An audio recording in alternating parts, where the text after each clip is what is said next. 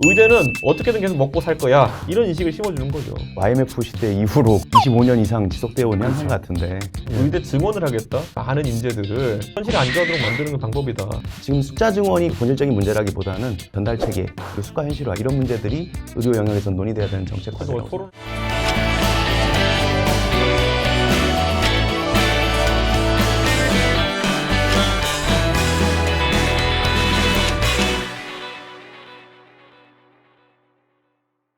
요즘 고민 중에 하나가 뭐냐면 사실은 모두가 의대를 간다는 얘기들이 자꾸 나오고 있는 거예요. 사실 이 데이터를 보대로 최상위 등급 1등급 이내 86%가 의대를 지원했다는 것도 있고 심지어 인문사회계통 같은 경우도 이 의대를 간다는 얘기가 12%가 넘었어요. 두 분 다 공부는 할 만큼 하셨잖아요.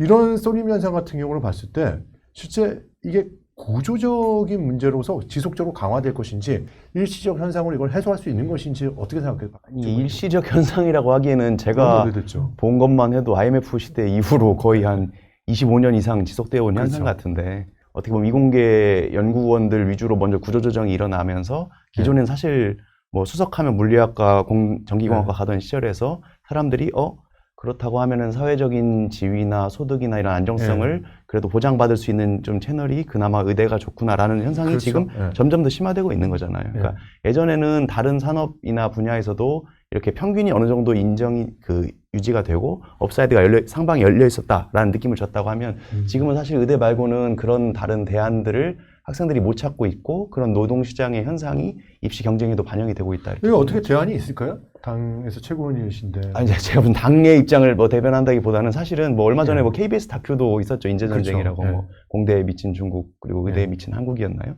사실은 이제 사회적으로 이미 시장에서 벌어지고 있는 현상은 이제 어쩔 수가 없고 그렇다면 정책이 개입을 해서 얼마만큼 다른 영역에다가 보상을 줄 수 있느냐. 왜냐면 의사가 돈을 많이 버는 걸 깎는 방식으로 평준화 시킬 수는 없는 거지 않습니까? 그렇죠. 그러니까 다른 영역에서의 상방을 올려줘야 되는데 그렇다고 하면 지금 부가가치가 높을 것으로 예상이 되는 미래 첨단 기술 분야에 대해서 정부가 재정을 많이 투입해가지고 그쪽을 많이 보상을 주는 것 외에는 사실 현실적인 방법은 없다고 봅니다. 이거 쉽지 않네요. 말씀 듣고 하니까 더 복잡해졌는데 이준성 의원님 어떻게 생각하세요? 저는 라이선스 비즈니스고 국가가 일정한 소득을 보장해주는 체제였던 것이거든요. 그렇죠. 사실 근데 변호사들이 대량 공급되면서 변호사 법률가 시장이 이제 포화된 것과 마찬가지로 비슷한 것을 의료에 적용하려고 했던 것 같은데 그러려면 의료에 대해서 많은 자유화를 해야죠.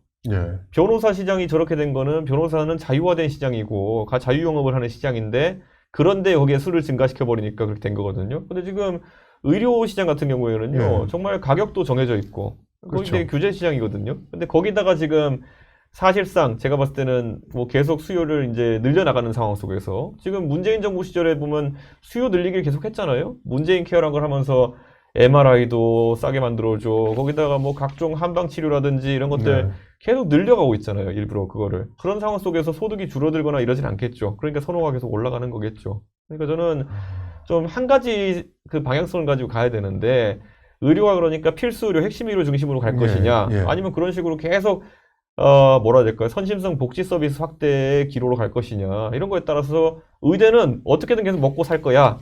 이런 인식을 심어주는 거죠. 사교육 팽창을 부추기는 현상까지도 보여주고 있다 이렇게 보고 있거든요. 근데 이게 언제까지 갈까요? 저는 계속 갈 거로 보이는데요. 거기에 편승해가지고 또 윤석열 대통령이나 아니면 원래 민주당의 정책이었죠. 의대 증원을 하겠다. 저는 그거야말로 오히려 제가 봤을 때는 엔지니어링이나 이쪽에 가가지고 승수 효과가 있는 부가가치를 창출할 수 있는 많은 인재들을 그냥 현실에 안주하도록 만드는 방법이다 이렇게 생각합니다. 사실 의대 정원 문제가 사실 중요한 건 아닌 것 같고 저는 이제 의료계에서는 현재는 제일 문제가 되는 게 이제 말씀하신 대로 필수 진료 과목에 대한 수가가 부족하다 보니까 거기 공백이 일어나는 문제. 그다음에 지역에서 의사가 없기 때문에 지역에서 이제 의료 전달 체계가 무너졌다라는 문제 이 두 가지거든요. 그러니까 사실은 공공성을 확대하는 방향으로 가려면 필수 진료 과목에 대한 수가를 현실화하는 문제. 그다음에 지방에서 뭐 공공의대나 그 지역 의사제를 이렇게 도입을 해가지고 어떻게든지 지역의 의료 공백을 메꿀 것인가를 가지고 이야기를 하는 거지.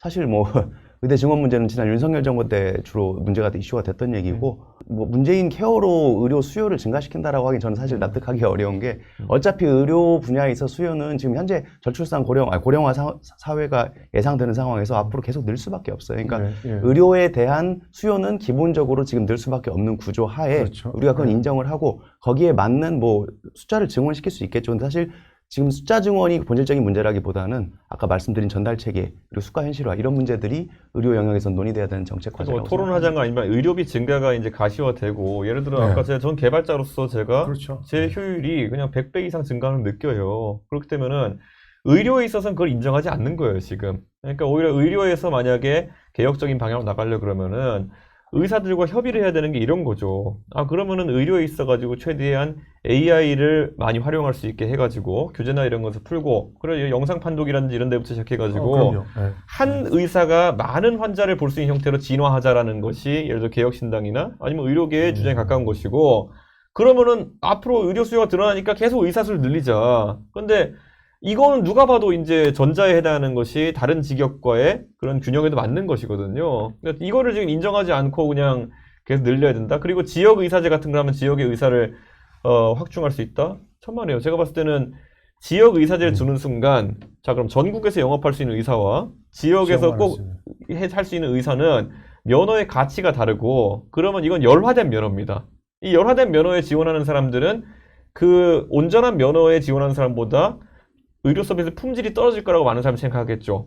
부산대학교에서 치료받는 것과 서울대학교 둘 다 좋은 병원이에요. 거기서 서울대학교를 고른 게 대통령인데, 서울에 있는 병원을 고른 게 대통령인데, 부산에 있는 사람들이 KTX비가 아까워가지고 그러면 내가 지역 의사를 선택하겠다 할 것 같습니까? 그러니까 그런 식의 차등화는 오히려 집중을 낳게 되는 거예요. 아예 라이선스를 주는 거죠. 이 사람은 조금 점수를 덜 받아서 좀 더 열화된 면을 갖고 있는 사람이라고 인증해 주는 거죠. 실제로 지역에 가더라도요, 의사 면허를 갖고 있는 사람들은 70이, 80이 돼도 사실 좀 고위 연봉을 받고 있다는 부분들이 현실적으로 지금 퍼져 있거든요. 그렇습니다. 그러다 보니까 인원을 증원을 했다는 이유 자체는 지역에서도 이런 서비스를 받겠다고 이제 의대 증원을 시도한 것인데, 결국은 이제 이게 쏠림 현상으로 더 가게 됐는데, 이걸 해결할 수 있는 방법이 무엇인지에 대해서 여쭤보려고. 저는 그러니까 자꾸 지역에 의사 공급하고 이런 것들로, 그러니까 쏠림이나 이런 것들도 보면요, 의대 선호했을 때 의사 공급량이 충분하지 않은 것이냐, 아니면은 의사를 뽑아놨더니만은 결국엔 지역엔 가지 않고 필수 의료나 핵심 의료에 종사하지 않고 피부과를 하는 것이냐, 이 문제에 있어서 후자에 가까운 거거든요. 근데 자꾸 여기서 뭘 총량을 더 늘려가지고 낙수 이론으로 이제 서울에서 밥 벌어먹고 살기 힘들면은 거기까지 가겠지. 그렇다고 뭐 과를 갖고 저희가 제한을 할 수도 없잖아요. 할 수는 있습니다. 애당초에 그 과를 할 수 있도록 처음에 의대 정원 입학을 받을 때 이쪽 과를 할 것을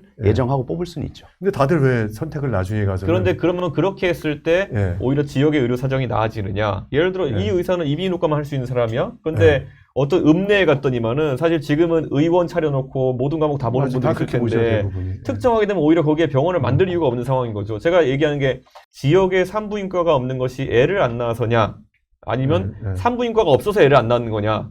명확하게 애를 안 낳아 산부인과가 없는 거거든요. 그런데 여기에 애를 안 낳는 상황을 해결하지 않고 산부인과 면허를 가지고 어떻게 장난을 쳐봐도 결국에는 산부인과는 생기지 않는다. 이 문제를 이제 좀 해결해야 되는 거죠.